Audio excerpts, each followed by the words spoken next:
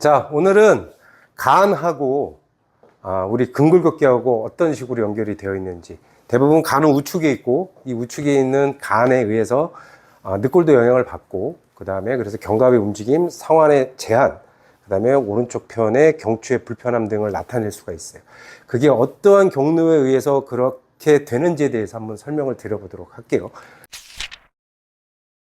자, 일단 막으로 먼저 설명을 드리면, 간은 파샤는 아니지만 글리신 캡슐이라고 하는 얇은 피막에 쌓여져 있어요.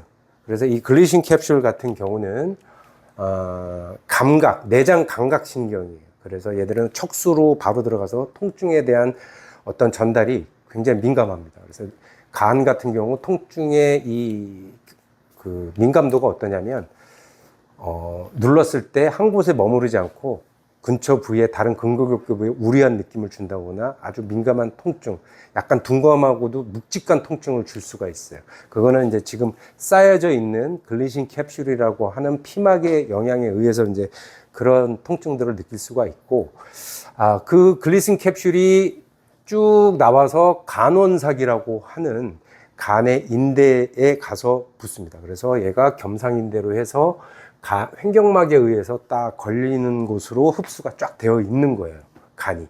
그러니까 결국엔 이게 다 어디로 연결되어 있는 겁니까? 횡격막에 의해서 연결이 다 되어 있는 거죠. 그리고 그 연결이 간원상 밑으로는 뭐가 있을까요? 정중재삭, 이 배꼽을 지나서 골반까지 이어져 있는 거죠. 그래서 사실은 이 횡격막과 밑에 골반에 관련된 연결이 그런 식으로 되어 있고, 그런 영향으로 간도 또한 골반과 흉관과 횡격막에 이어진 연결성을 가지고 있다, 이렇게 아셔야 합니다. 다음에 이제 이런 막이 보면 우리 상지 쪽에 있는 그 엔테리어 서비칼 파샤 정경근막하고도 연결이 돼요. 이 정경근막은 표층, 그 다음에 그 뒤에 있는 기관정근막, 그 다음에 맨 뒤에 척추 쪽에 붙어 있는 추정근막, 이렇게 세 개의 층으로 나뉠 수가 있어요. 그래서 얘가 바로 표층, 얘가 기관정근막, 얘가 바로 추전근막, 이렇게 우리가 명칭을 붙이고요. 맨 앞쪽에 있는 표층근막 같은 경우는 우리 경추 부위에 있는 사각근이라든가 어떤 근육에 관련된 흉쇄들근이나 이런 것들을 싸고 우리 상지 쪽에 흉곽을 싸고 이렇게 다 연결이, 표층에서 연결이 되어 있는 상태고, 그 다음에 기관 정근막 같은 경우는 표층근막 뒤에서 우리 식도라든가 인두라든가 이런 것들을 싸가지고 두개골 안쪽으로 흡수가 돼서 저편골까지 이어지는 그런 막이에요. 역시 밑으로도 다 연결이 되어 있는 거죠. 그리고 그 뒤에 있는 추체에 붙어 있는, 추체 전방에 붙어 있는 추정근막 같은 경우는 그 앞쪽에 전종인대와 흡수가 되면서 위로 역시나 두개골까지 이어지는 모습을 가져요. 그래서 어디까지, 이 상지에서 전부 다 해서 횡격막을 통해서 하지까지, 그러니까 결국엔 여기와 하지까지가 이런 식으로 다 연결이 되어 있는 거다라고 이해를 하시면 돼요. 그래서 이 막들이 결국엔 횡격막을 싸고 있고, 아까 간은 횡격막에 연결되어 있어서 이런 막의 연결성에 의해서 상지 쪽에 늑골이라든가 견갑골이라든가 그 척추 쪽에, 경추 부위를 포함한 흉추 쪽에 어떤 불편함이나 통증을 나타나게 할 수 있다라는 거죠. 그래서 막으로는 이런 식으로 연결이 되어 있고, 또한 이제 우리가 신경계로 좀 살펴보면 간은 자율신경, 교감신경, 부교감신경, 그리고 횡격신경, 이렇게 영향을 받고 있어요. 연결이 되어 있고. 그래서 자율신경 중에서 교감신경을 먼저 보면 T5, 흉추 5번에서 흉추 9번으로 이어져서 나오는 대내장신경이라는 교감신경에 의해서 연결이 돼요. 그래서 이 대내장신경은 횡격막의 궁상인대. 자, 지난 시간에 우리 배웠었죠? 궁상인대라고 해가지고, 이쪽에 이렇게 붙어 있는 인대들이 있어요. 그 장요근이 들어가는 그쪽으로 빠져나옵니다. 그쪽으로 빠져나와서, 결국에는 간하고 연결이 돼요. 이 교감신경이. 그래서 이런 문제들이 발생됐을 때 간의 제한을 일으킬 수도 있고, 그 반대로 간의 내장기의 제한이 이런 교감신경에 영향을 줄 수도 있겠죠. 그래서 뒤에 흉추 쪽에 T5에서 아까 T9이라고 연결이 되어 있다고 했지만 꼭 그 부위는 아니지만 이런 식으로 교감신경이 빠져나온 흉추 부위 쪽에서의 척추의 제한이라든가 기능적인 제한이라든가 불편함을 나타나게 할 수 있습니다. 그래서 그런 것들이 견갑이나 상완의 움직임 제한에도 충분히 영향을 미치게 할 수가 있는 거죠. 그래서 이제 교감신경은 이런 식으로 연결이 되어 있고, 그 다음에 부교감신경 같은 경우는 미주신경의 영향을 받아요. 미주신경 같은 경우는 경정맥공, 후두골 쪽에서 빠져나오는 좌우측에 연결이 되고 상부경추 쪽에서의 연결이 굉장히 많이 되어 있는 편이거든요. 하부나 중부보다는 상부경추하고 후두골하고 C제로하고. 그래서 미주신경하고 이렇게 또 이 얘들이 내려오면서 어디 횡격막의 식도혈공을 타고 내려와서 횡격막에 연결되고 이게 다시 간에 가서 붙어요. 그래서 간의 제한이나 반대로 신경의 제한은, 미주신경의 제한은 간의 기능이라든가 제한, 아니면 간 자체의 기능 제한이라든가 여러 가지 이런 것들은 부교감신경, 미주신경에 영향을 줄 수가 있습니다. 그래서 경로를 따라서 올라가면 상부경추 쪽에서의 문제, 그쵸?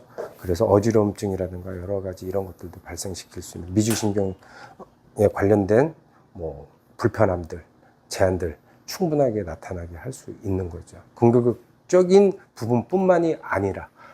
그래서 이런 식으로 연결이 되어 있고 이런 식으로 다 빠져나옵니다. 그 다음에 이제 횡격신경. 횡격신경은 채성신경이어서 감각신경과 운동신경으로 나뉘는데 운동신경의 지배를 받습니다. 횡격신경에. 그래서 얘 역시도 C3에서 C5에서 빠져나오는 신경이고, 얘들도 역시 횡격막의 근육질 중심 후방의 외측을 통해서 횡격막을 직접 빠져나와서 간으로 연결이 돼요. 그래서 횡격막에 의한 운동에 의한 간의 움직임을 만들어내는데 굉장히 중요한 역할을 하게 됩니다. 그래서 얘가 빠져나오는 걸 보면요, 쇄골을 중심으로 해가지고 얘는 쇄골하 해서 밑으로 빠져나옵니다. 이때 그 부위에서 아까 말씀드린 미주신경하고 교차를 하게 돼요. 그래서 얘는 특히 횡격신경은 이쪽에서 상완으로 내려간 상완신경통의 문제라든가 사각근의 문제, 팔의 저림, 여러 가지 엘보의 문제, 이런 것들하고 다 연관이 되어 있다라고 보시면 될 것 같아요. 결국엔 쭉 설명하면서 지금 마지막에 딱 들어보면 그 중심엔 뭐가 있는 것 같아요? 횡격막이죠. 네. 횡격막. 자, 그러면 이런 것들이 아까 신경계로도 설명했고 막으로도 설명했지만 어지러움증, 목의 통증, 견갑의 문제, 이런 것들이 결국엔 무엇과 연결되어 있는 것이다? 횡격막. 근데 우리는 횡격막 하면 호흡만 생각하잖아요. 근데 호흡을 좋아요. 호흡이 되려면 늑골은 잘 움직여야 될까요? 안 움직여야 될까요? 잘 움직여야겠죠. 늑골은 뒤로 가면 무엇과 연결이 되어 있어요? 척추와 연결이 되어 있죠. 이렇게 설명한 것도 앞에서 신경의 경로를 따서 막의 경로를 따라서 설명한 것과 설명의 방법은 다르지만 일맥상통하나요? 안 하나요? 일맥상통하고 있죠. 그러면 이런 부분들을 우리가 목의 불편함이나 여러 가지 이런 것들을 불편한 분을 만났을 때 호흡은 잘 되고 있는지, 횡격막은 제대로 기능하고 있는지, 그거에 따라서 늑골의 하부, 중부, 상부는 제대로 움직이고 있는지, 쇄골은 제대로 기능을 하고 있는지, 그거에 따라서 경추에 불편함이 발생되고 있는지 아닌지 기본적으로 점검을 해야 될까요? 안 해야 될까요? 그런 분이 오셨을 때 횡격막을 활성화시키고 재기능을 만들어주는 건 매우 중요한 거죠. 네. 그런데 아까 막으로 설명했더니 그런 막이 다 싸고 나와서 어디까지 연결되냐? 하지까지. 그럼 경추의 불편함, 여러 가지 상완의 불편함, 제한, 이런 것들을 해결할 때 발부터 연결해서 보는 과정이 있어야 될까요? 안 있어야 될까요? 당연히 있어야 되는 거죠. 이거를 우리는 뭐라고 불렀나요? 공간으로 싸고 있다라고 얘기를 했죠. 8개 근막과 보호스트링이 만나서. 그건 지난번에 제가 영상 한번 올린 적이 있어요. 그래서 그거는 제가 뭐 따로 위에다가 이렇게 화면 한번 또 띄워 볼게요. 그래서 그거는 연결해서 한번 보시면 될 것 같고, 사실은 지금 신경계 이야기를 했지만 우리가 신경을 직접 다룰 수 있나요? 그렇진 않죠. 어디에 쌓여 있는 거예요? 지금 다 막이 쌓여 있고, 그 막을 통해서 우리는 뭐가 만들어져 있는 거예요? 공간이 두개강, 흉강, 복강, 골반강이 만들어져 있는 거죠. 그럼 그 쌓여져 있는 공간의 장기들을 만질 때 우리가 제일 먼저 터치되는 것들은 뭘까요? 막이겠죠. 그 막을 이용해서 막의 긴장을 떨어뜨릴 때 신경계도 영향을 받게 되어 있는 거죠. 그래서 이렇게 다 우리 몸은 신경계가 더 중요하고 뭐가 더 중요한 게 아니라 다 이렇게 커넥트 되어 있는 거고, 그거를 어떻게 포함시켜서 우리가 볼 것인가에 대한 시각을 가져야 된다라는 거죠. 그래서 우측 늑골의 제한이라든가 여러 가지 이런 것 지금 설명을 드렸지만, 그러면 실제 임상에서 우리가 불편한 분을 만났을 때 그런 분들의 늑골의 형태는 어떤 식으로 되어 있는지 이걸 해결하기 위해서, 그러면 오늘은 간 이야기만 하니까 간을 통해서 횡격막의 활성화를 어떻게 만들어지고, 또는 횡격막 자체의 활성화를 먼저 만들어줘서 간에다가 영향을 줄 수도 있겠죠. 그런 부분에 대해서는 저쪽에 베드에 가서 다시 한번 설명을 드리도록 할게요. 자, 간은 발생학적으로 위보다 먼저 생겨요. 자, 지금 신체가 완성된 상태에서는 간은 어느 쪽에 있나요? 좌우측에. 오른쪽에 더 크죠. 왼쪽에도 있어요. 조그맣게 좌엽이. 그런데 먼저 발생학적으로 생길 때 우측에 자리를 잡았다가 위가 만들어지면서 오른쪽으로 이동을 하기 시작해요. 그래서 간의 발생학적 움직임은 사실은 이거예요. 그런데 간의 제한이 내장기에 문제가 생기면, 자, 테스트할 때 어떤 문제가 생기냐면 안쪽으로 이렇게 떨어지면서 이렇게 좌측으로 회전하는 모습을 보여요. 그래서 그걸 테스트하는 방법은 일어선 상태에서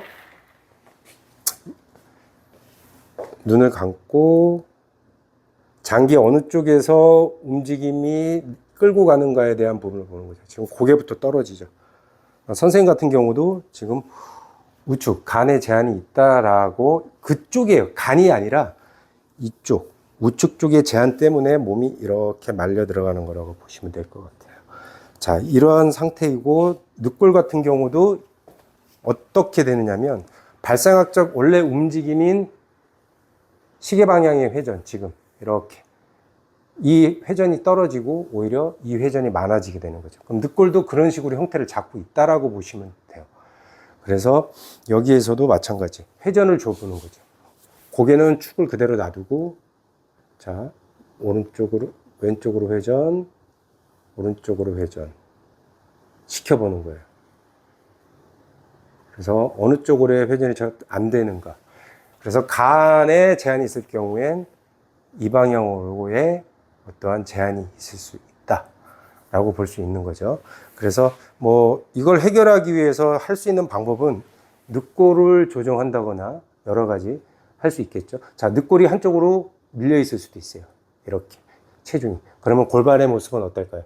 당연히 틀어져 있겠죠.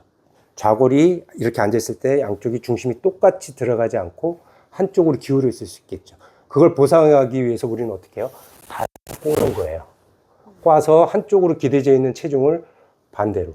자, 이런 상황이기 때문에 다리를 꼬는데, 다리를 꼬니까 골반이 틀어진다라고 이야기하는 건 뭐 좀 생각해볼 필요가 있어요. 그 상황을 우리가 앉아있는 자세를 편하게 만들기 위해서 우리 몸은 이렇게 다리를 꼬게 하기도 하고 이렇게 되는 거거든요.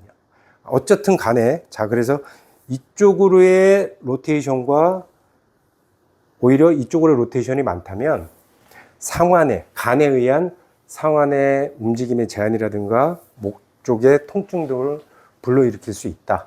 그런 경우에 간을 어떤 형식으로 우리가 케어를 하느냐. 위를 좀 더 올라오세요. 저한테. 자, 리프트를 시켜줍니다. 간이 제한이 있는 방향으로. 그래서 늑골연의 밑으로 손이 들어가고, 자, 앉으신 분을 저한테 기대기예요. 기대기 하고 고개를 숙이고 호흡 뱉으면서 배에 복부 힘 빼면서 흉추를 말아서 아래로 내려가세요. 자, 그 다음에 저는 간의 하단을 잡고 그대로 조금 더 깊이 들어가서 간의 하단을 단단하게 받칠 수 있도록 이렇게 자세를 만들어 놓은 상태에서 자연스러운 호흡을 계속하게 만드세요. 그 다음에 자, 이제 흉추, 경추 다 위로 신전시키면서 호흡을 흡기하면서 로테이션. 제한이 있는 방향으로 로테이션. 다시 뱉고 후 머리 숙이고. 그렇지. 자, 좀 쉬고 자연스러운 호흡에 놔두고 다시 로테이션. 후 머리 숙이고. 자, 마시고 로테이션 후. 이런 식으로 간을 리프팅 시킬 수 있어요. 결국엔 간을 통해서 어디에다 영향을 주는 거냐면 횡격막, 늑골에다 영향을 주는 거예요. 그래서 이럴 때 간을 통한 장기를 통한 어떤 영향을 통해서 우리가 가지고 있는 근골격계 문제들의 제한을, 불편함을 좀 해결할 수 있다. 내장기 치료는 간을 고치고 위를 고치기 위해서 사용하는 것이 아니라 이렇게 앞에도 설명드린 여러 가지 연결성들을 고려해서 이렇게 보는 거고, 이러한 것들이 이분이 가진 자율신경계의 다른 문제들도 수정할 수 있는 기본적인 역할을 할 수 있다라는 거죠. 그래서 이렇게 이해를 좀 해 주시면 좋을 것 같아요. 자, 오늘은 왜 간이 상완과 우측 상완과 견갑의 문제가 일으키는지에 대해서 한번 설명을 해봤습니다. 여기까지.